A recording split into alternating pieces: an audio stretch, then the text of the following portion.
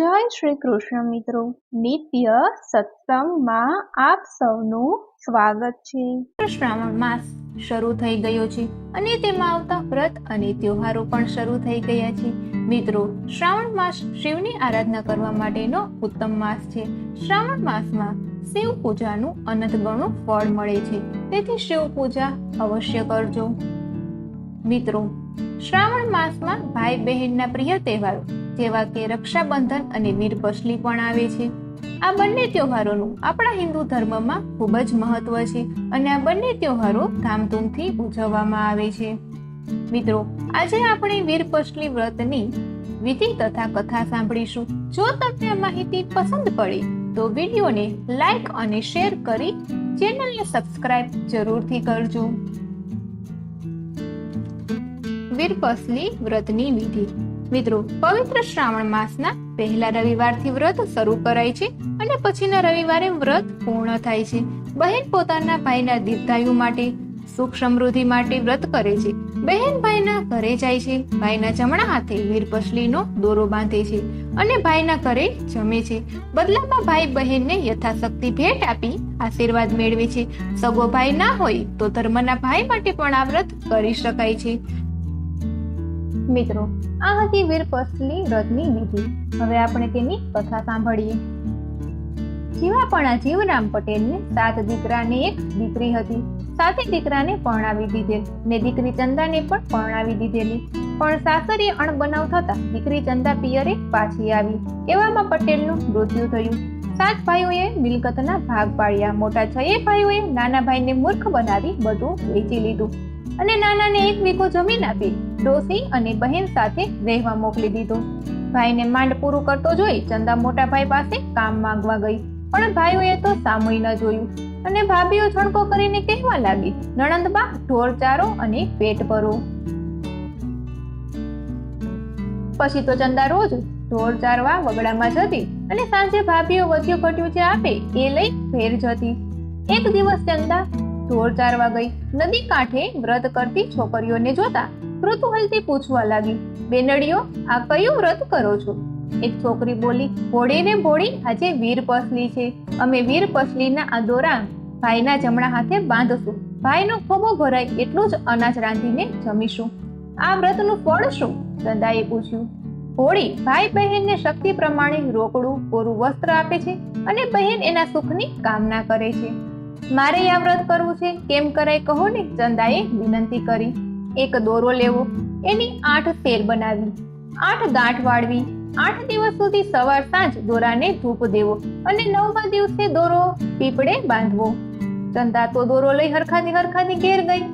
માને વાત કરી અને દોરાને ધૂપ દેવતા ચૂલામાં રાખવા કહ્યું।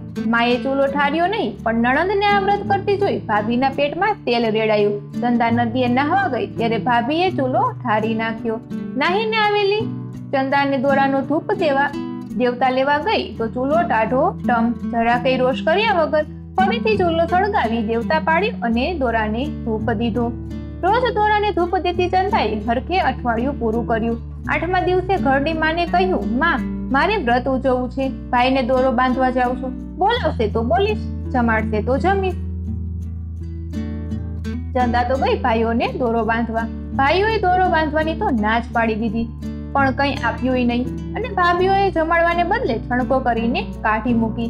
ચંદા તો ભાઈના સુખની કામના કરતી ઘેર આવીને જોયું તો નાનો ભાઈ ખેતરે ચાલ્યો ગયો। દોડતી ખેતરે ગઈ અને દોરો બાંધીને કહ્યું, ભાઈ વીરપસલી, પ્રેમથી આપશો એ લઈશ। ભાઈએ તો 1.25 સેર દીધા કોદરા, માટીનું ઢેફું દીધું અને ત્રાંબાનો પૈસો દીધો। ચંદાએ ભાઈને હેતથી આપેલું હરખથી લઈ લીધું। ઘેર આવી તો ઓસરીમાં પતિને બેઠેલો જોયો। એ તો રાજી થઈ ગઈ। માથે ઓઢીને ઘરમાં ગઈ તો માં બોલી, દીકરી, તારા વ્રતના પ્રતાપે જ જમાઈ તેડવા આવ્યા છે। જમાઈ તેડી જવાની ઉતાવળ કરતા હતા, તેથી માં મૂંઝાતી હતી કે સાસરે જતી દીકરીને ખાલી હાથે ન જવા દેવાય, પણ થાય શું? હૈયામાં હેત સિવાય બીજું કંઈ હતું પણ નહીં। 6 ભાભીઓએ નણંદને તેડવા આવેલા જોઈ સાસરામાં નણંદની મસ્કરી થાય એ હેતુથી સુટલામાં સાવરણી, પાટેલી, ઈંઢોણી અને ચીથરા લઈ બાંધ્યું પોટલું અને નણંદના હાથમાં મૂકતા કહ્યું, લો નણંદબા, આમ અમારી શક્તિ પ્રમાણે આપ્યું છે। ચંદાએ હર્ષથી પોટલું લઈ લીધું। એવામાં નાનો ભાઈ આવ્યો. સાસરે જતી બહેનને આપવા માટે કાવડિયો ન હતો, તેથી એ નિરાશ થઈ ગયો. ત્યારે ચંદા બોલી, ભાઈલા, તે આપેલો ત્રાંબાનો પૈસો મારે મન સોના મહોર જેવો છે અને માટીનું ઢેપું ગોળ જેવું છે. દીકરીને સાસરે જતી જોઈ માં આંસુ સારવા લાગી. પછી યાદ આવ્યું કે દીકરી દોરાને ધૂપ દેવા વગડામાં દેવતા ક્યાંથી લાવશે? આથી દેવતા આપ્યો. ત્યારે જમાઈને હસવું આવી ગયું. તેથી ચંદા બોલી, ના, આ વ્રતના પ્રતાપે જ તમારા હૈયામાં હેત જાગ્યું છે, માટે વ્રતની ઠેકડી ન કરશો. નાનો ભાઈ ચંદાને વળાવવા છેક પાદર સુધી ગયો. ત્યાંથી ચંદા અને એનો ધણી એકલા આગળ વધ્યા. વગડામાં વાવ આવી ત્યાં વિસામો કર્યો. ચંદા સ્નાન કરવા જવા લાગી. એને પતિ પાસે સાડી માંગી. વરે પોટલું ખોલ્યું તો એવા નવરંગી હીરના ચીર જોયા. એ બોલ્યો, કયું ચીર આપું? ચંદા બોલી, ગરીબને વળી ચીર શું અને હીર શું? વરે નવરંગી ચીર દેખાડ્યા તો ચંદા સમજી ગઈ કે આ બધું વ્રતના પ્રતાપે છે. એણે એક ચીર પહેરીને પોટલામાં જોયું તો એમાં ગોળ, ચોખા અને સોના મહોર દીઠા. જે ભાવનાથી ચંદાએ ભેટ સ્વીકારી હતી એવું જ બન્યું. ચંદાએ તો વરને સોના મોહર વટાવીને સીધું સામાન લેવા ગામમાં મોકલ્યા. વર ગામમાં જઈને પાછો આવ્યો ત્યાં તો વાવના ઠેકાણે 7 માળનો મહેલ દીઠો. 16 શણગાર સજીને ચંદા 7મા માળે ઝરૂખામાં ઊભી છે. વર હેપતાઈને પાછો વળવા જતો હતો ત્યાં ચંદાએ સાદ દઈને પતિને રોક્યો. સીધા સામાનની પોટલી લેતા કહ્યું, આ બધો વ્રતનો પ્રતાપ છે. હું તમારા માટે રસોઈ બનાવું છું. ચંદા તો મહેલમાં ચોલો ખોદવા લાગી, પણ જ્યાં ખોદે ત્યાં સોનું. તેથી મૂંઝાઈ કે રાંધવું ક્યાં. આખરે ધરતી માને વિનંતી કરી. પછી ખોદ્યું ત્યારે માટી નીકળી. રસોઈ બનાવી પ્રેમથી પતિને જમાડ્યો. બંને વૈભવથી મહેલમાં રહેવા લાગ્યા. થોડાક દિવસ વીત્યા ત્યાં તો 7 ભાઈઓના માથે દશા તૂટી પડી. ઊભો પાક બળી ગયો, ઘર પડી ગયા. બધા અન્નના દાણા માટે તડફડવા લાગ્યા. એટલે 7 ભાઈઓ વહુઓ સાથે લઈને મજૂરી ગોતવા નીકળ્યા.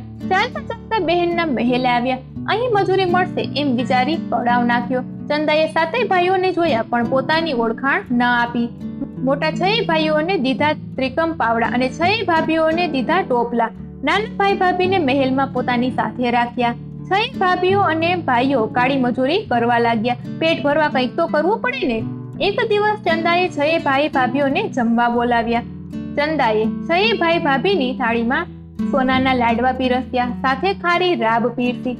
જ્યારે નાના ભાઈ ભાભીને 32 પકવાન પીરસ્યા. 6 મોટા ભાઈ ભાભી વિચારમાં પડ્યા કે ખાવું શું. 6 લમણે હાથ દઈને બેઠા. ત્યારે ચંદા બોલી, તમારી પાસે ધન હતું ત્યારે બહેન ખારી ઝેર લાગતી હતી. બહેન સાથે લક્ષ્મીના મદમાં છણકાથી વાત કરતા હતા. આ વેણ સાંભળી 6 ભાઈ ચોક્યા. ભાભીઓના મોઢા કાળા ધબ થઈ ગયા. ચંદા હેતથી નાના ભાઈ ભાભીને નિહાળતા બોલી, ખાવા ધાન ન હતું તોય નાના ભાઈ ભાભીએ હેતથી ભેટ આપી. એના પ્રતાપે જ મને આ સમૃદ્ધિ મળી છે.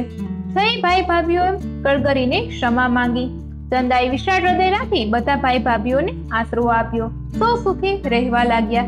વીર પસલીનું શ્રદ્ધાથી કરેલું વ્રત જેમ ચંદાને ફળ્યું એમ સૌને ફળજો. મિત્રો, આ હતી વીર પસલી વ્રતની કથા, જેમાં ભાઈ અને બહેનનો પ્રેમ છલકાય છે. મિત્રો, હંમેશા સારા કર્મ કરતા રહેવું જોઈએ.